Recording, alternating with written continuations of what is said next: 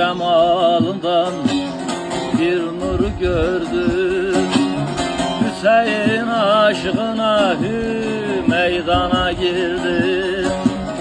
Atnayım elinde pirim mürvete geldi. Ayırma bu demi Ali'den ne deyip, hünkârdan ne deyip. Noksani kulundur, isyandır işim. Daim biri kırara yar yar bağlıdır başım.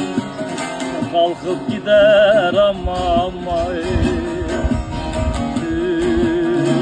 kirmel amayın.